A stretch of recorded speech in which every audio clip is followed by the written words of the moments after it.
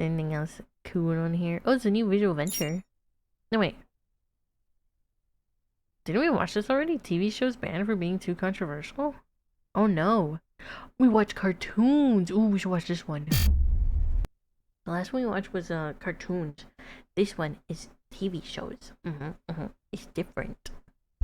Hopefully this will be good. The Canadian Broadcast Standards Council says the mighty Morphin Power Rangers is too violent and it wants it off the air. Her performance was Really? so terrifying that MGM decided to cut entire scenes where they deemed her too scary for younger audiences. This is the most insane Main character setup. Whoa. idea for television Really? show I've ever heard. This is going to be canceled immediately.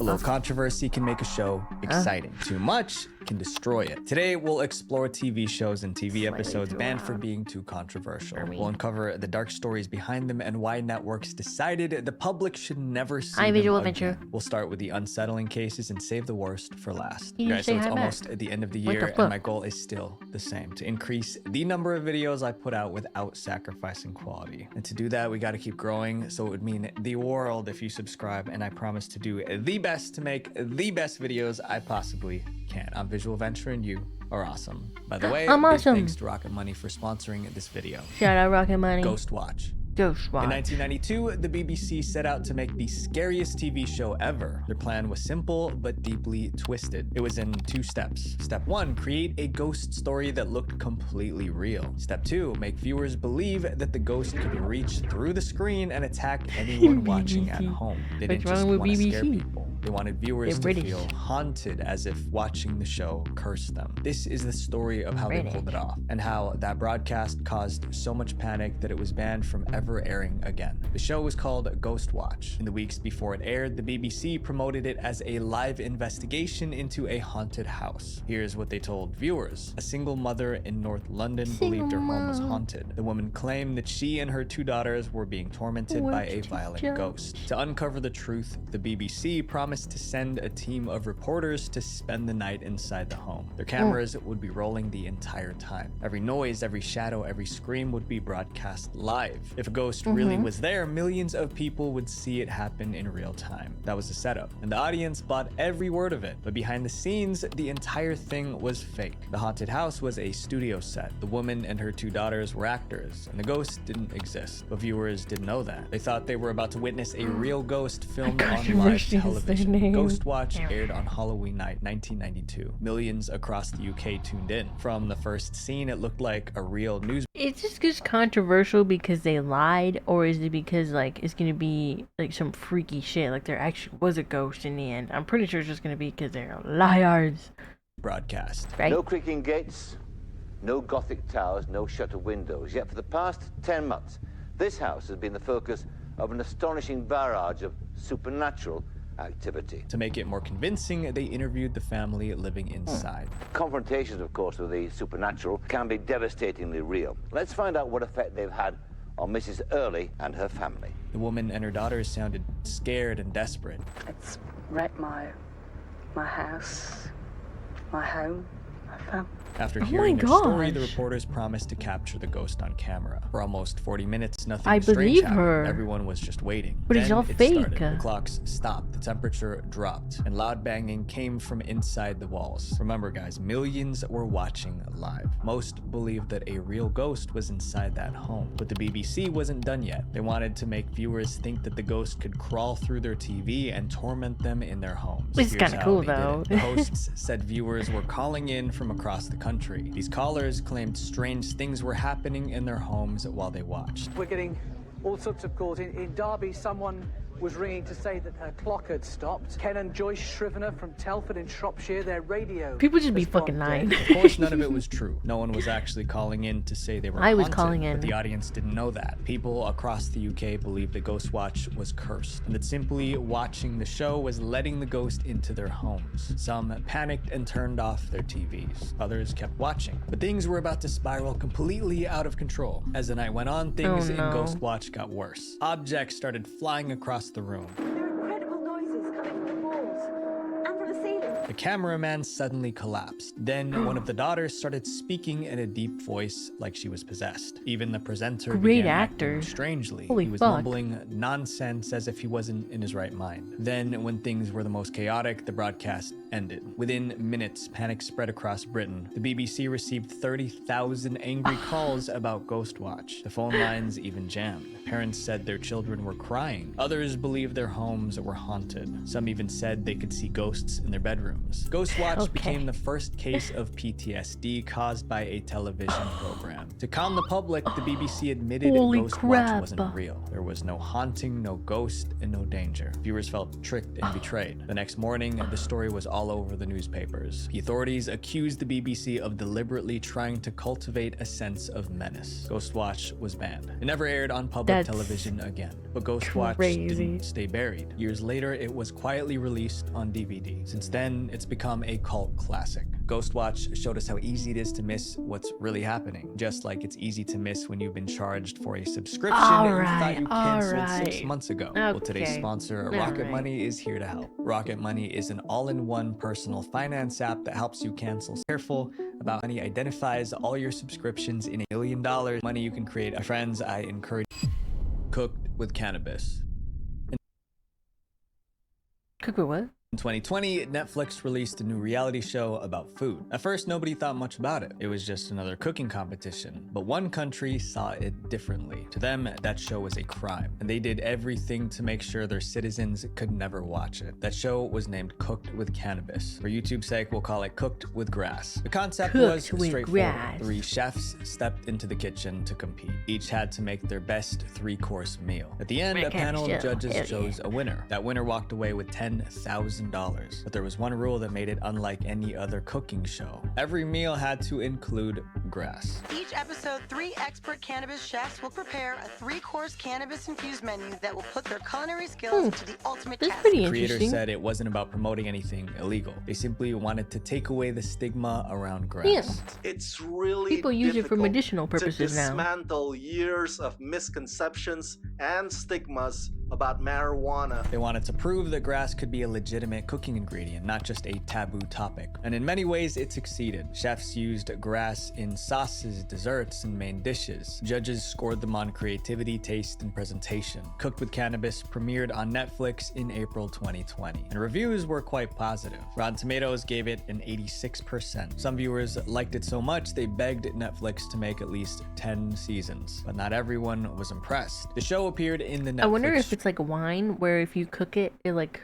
will take away the, you know, the wine properties and stuff. Streaming library for millions of Singaporeans. When the Singaporean government saw it, they were furious. Because in Singapore, grass isn't just controversial, it's one of the most serious crimes a person can commit. Singapore has some of the toughest substance laws in the world, and the punishments are severe. Carrying even the smallest amount of grass can lead to years in prison. Being caught with more than 1.1 pounds can mean the death penalty. These laws are strictly enforced. I didn't know that. Caught with a set amount of drugs, you get hanged. Since 2022, Singapore has ended 15 people for substance-related offenses. So when Cooked with Cannabis appeared on Netflix Singapore, it was more than controversial. It was encouraging people to break the law. The Singaporean government banned it immediately. They contacted Netflix and demanded that the show be taken down. Netflix agreed. Within days, the show vanished from Singapore's streaming library. After that, the government made a clear rule. Any show that promoted substances, even indirectly, would be banned in Singapore. This next story was so messy that the network was fined millions of dollars. Aqua Teen Hunger Force.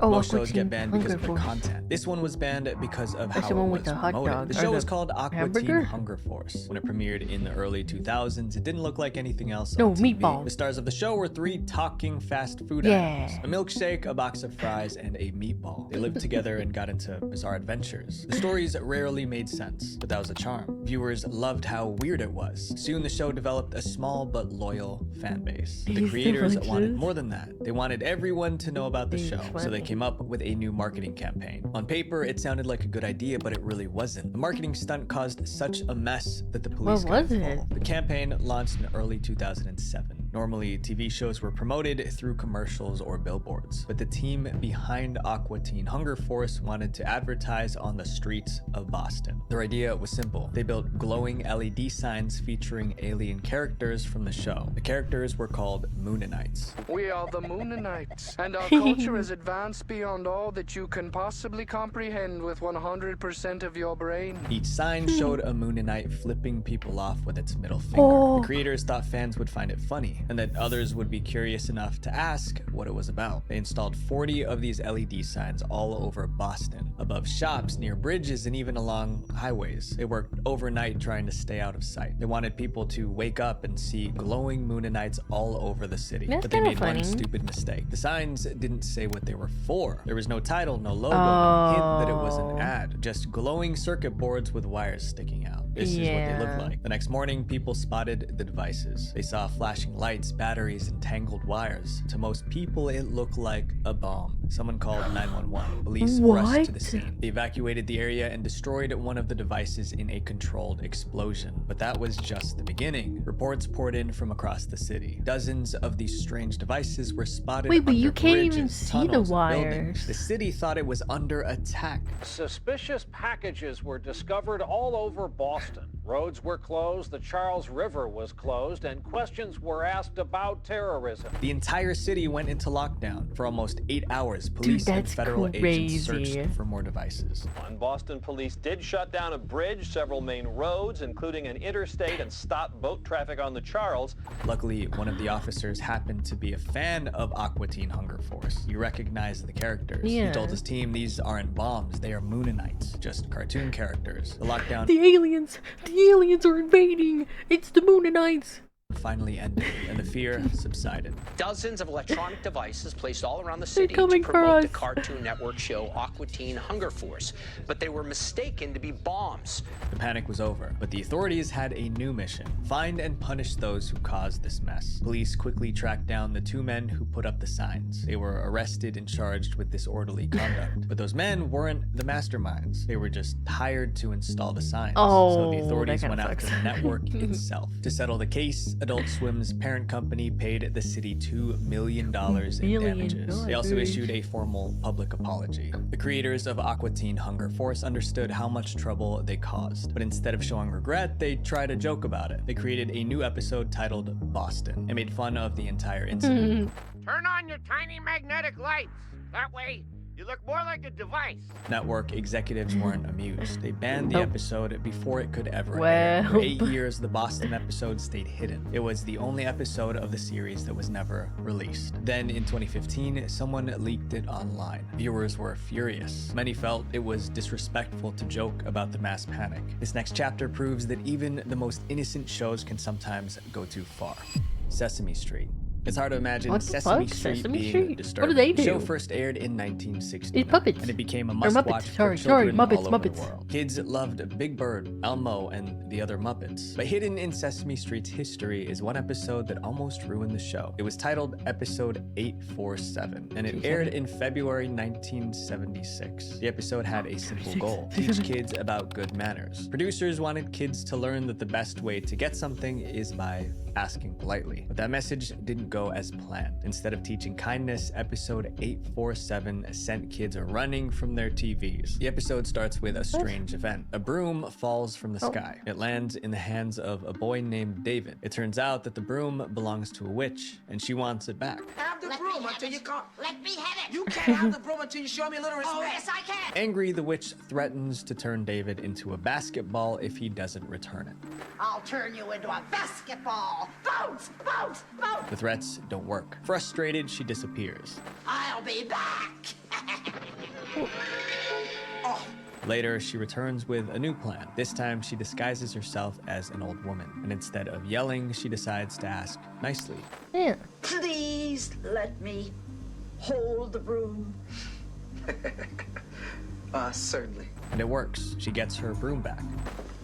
I got it, my broom, my broom. That was supposed to be the lesson. If you want something, be polite. Don't threaten people. The producers thought they did a good job, but they were wrong. That episode was about to cause a meltdown. As soon as the episode aired, chaos followed. The network was flooded with calls from angry parents. They said their children were crying, refusing to finish the episode because the witch was too scary. Her green skin, cackling voice, and threats frightened kids. Some were so scared they refused to watch Sesame Street ever again. To fix the problem, the actress who played the witch appeared on TV as herself. She wanted children to see she was just a regular person pretending to be scary. To know that you're a real lady who got dressed up to play this part. There's your old friend, the Wicked Witch of the West. But that didn't help. Parents continued to insist the episode was too frightening for children. So PBS pulled episode 847 from broadcast. It never aired on TV again. For decades, it was considered lost. But in 2022, someone leaked the full episode online. It's still floating around the internet. Anyone can find it with a quick search. This next show was connected to one of the worst tragedies in history. The Simpsons. Everyone knows The Simpsons. It's that cartoon that makes fun of everything. The show is designed to be a satirical depiction of American life. For over 30 years, it's poked fun at politics, celebrities, and pop culture. But in 1997, a few jokes backfired, and the public reaction was so intense that an entire episode had to be buried. The episode was called The City of New York versus Homer Simpson. It aired in September 1997 during the show's 9th season. The story began with Homer losing his car. After searching for months, he gave up and decided to build a new one himself. Homer, I don't want you driving around in a car you built yourself. One day, Homer received a letter from the authorities. Dear motorist, your vehicle is illegally parked in the borough of Manhattan. My vehicle! His missing car was sitting in New York City the whole time. Determined to get it back, Homer boarded a bus to Manhattan. But when he arrived at the big city, things became very frustrating. His car was clamped and buried under parking tickets. What the hell is this thing? Come off! The city drove him mad. The traffic, the crowds, the noise. Hey!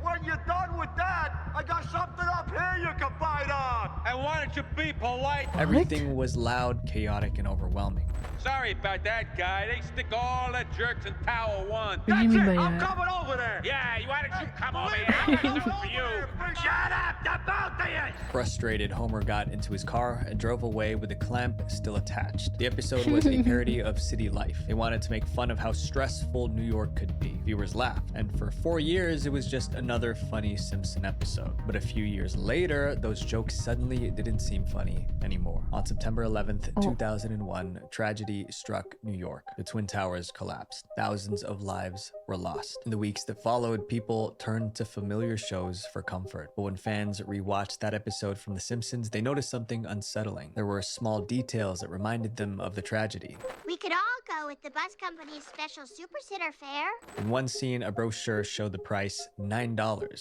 next to an image of the Twin Towers. Together, it looked like 9/11. And throughout the episode, Homer's car was parked between the towers. There was also a short argument between two men, one yelling from Tower 1 and the other from Tower 2. Before the tragedy, those lines were just jokes about city life. After the tragedy, they felt disturbing. Conspiracy theorists went crazy. They claimed The Simpsons predicted 9/11. The rumors grew so fast that the network had to step in. Out of respect for the victims and their families, Fox pulled the episode. It was removed from syndication so no other network could air it again. For years, the city of New York versus Homer Simpson vanished. But in 2006, it quietly returned to television. But it wasn't the same. Every shot of the towers was cut out. Every joke that could be linked to the tragedy was removed. The original version was never screened again in its original form.